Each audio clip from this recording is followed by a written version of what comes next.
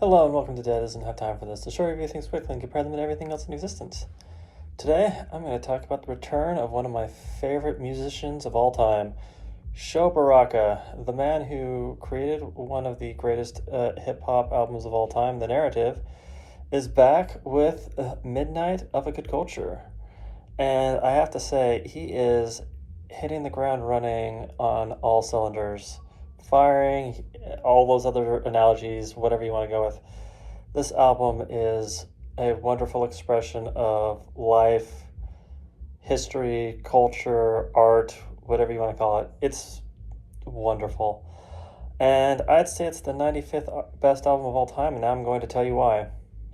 So, Sho Baraka is a man who started with Reach Records, but in my opinion, he didn't really reach his stride until 2010. And listening to interviews with him, when he was working on that album, all of his friends thought he was crazy for doing that album. When, in hindsight, for me, that album is where he went from being just like another one of the, just like a Reach Records also and kind of guy, to being his own unique individual. And ever since The Talented 10th, he has put out nothing but exceptionally well done music.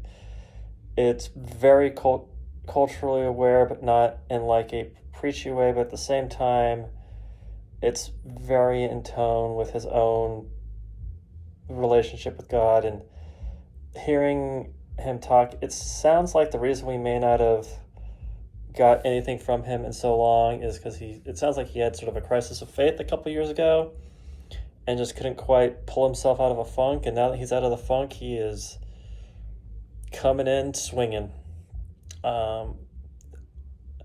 So the new album is very similar sonically in tone to what The Narrative was. It's kind of like a jazzy, soulish, 90s-ish style hip-hop, especially the lead single, New Nostalgia. It sounds so much like something ODB would have put out back in the 90s.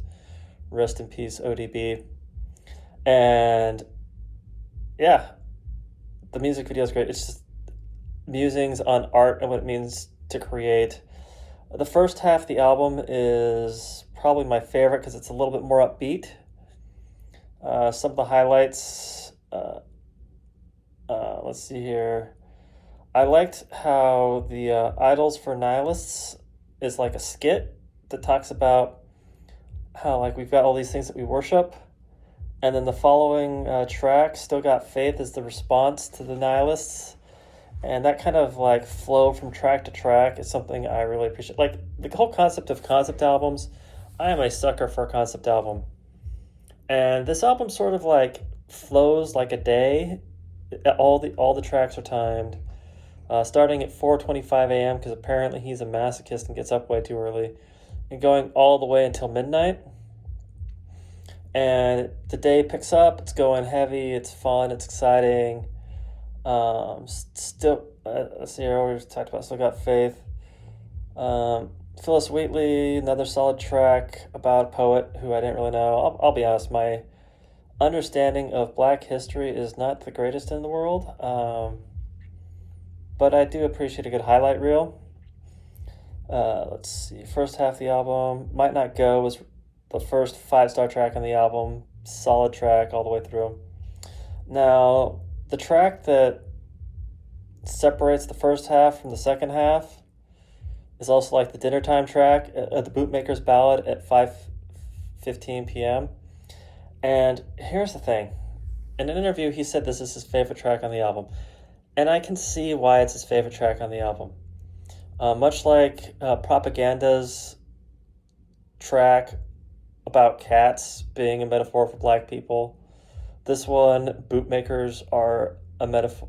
Actually, footwear in general is a metaphor for Black people. And while I think the Bootmaker's Ballad is a witty metaphor about Black history in this country, it kind of felt like it went on a little bit longer than it needed to.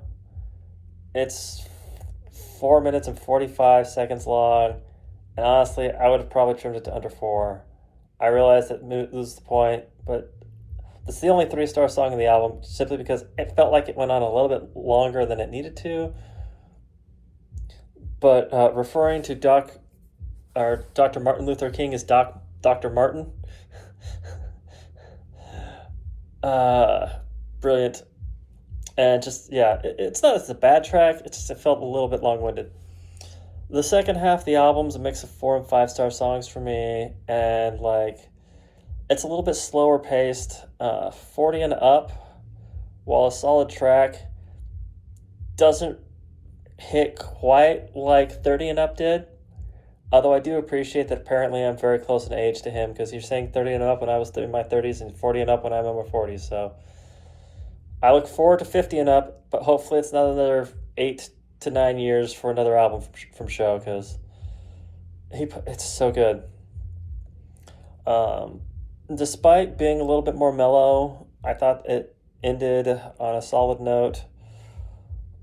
All good.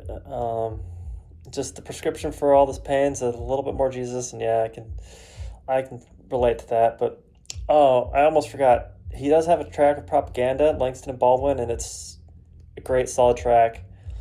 And apparently Propaganda's got a new album, so I'll probably go check that out here in the near future. But there you have it. There's my thoughts on Midnight of a Good Culture.